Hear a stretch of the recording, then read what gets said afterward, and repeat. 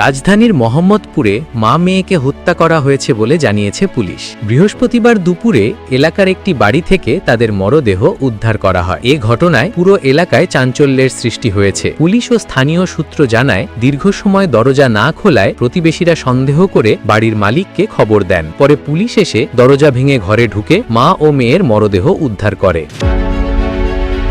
প্রাথমিক আলামত দেখে পুলিশ ধারণা করছে রাতের কোনো এক সময় দুজনকে হত্যা করা হয়ে থাকতে পারে। এলাকাবাসীদের দাবি,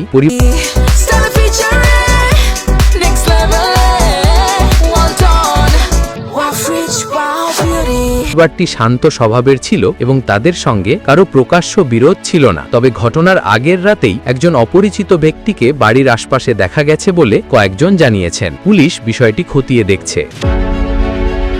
মোহাম্মদপুর থানার এক তদন্ত কর্মকর্তা বলেন, এটি একটি পরিকল্পিত হত্যাকাণ্ড হওয়ার সম্ভাবনা রয়েছে। আমরা ঘটনাস্থল থেকে গুরুত্বপূর্ণ আলামত সংগ্রহ করেছি। পরিবারের পরিচিতজন ও সন্দেহভাজনদের জিজ্ঞাসাবাদ করা হচ্ছে। ঘটনার পর বাড়িটি ঘিরে রাখে পুলিশ এবং সিআইডির ক্রাইম সিন ইউনিট নমুনা সংগ্রহ করে। দুইজনের মরদেহ ময়নাতদন্তের জন্য ঢামেকে পাঠানো হয়েছে। এই ঘটনাকে ঘিরে এলাকাবাসীর মধ্যে শোক ও আতঙ্ক ছড়িয়ে পড়েছে। তারা দ্রুত ঘটনার রহস্য উদ্ঘাটন ও দায়ীদের গ্রেফতারের দাবি জানিয়েছেন। নিউজ ডেস্ক, আজকের খবর।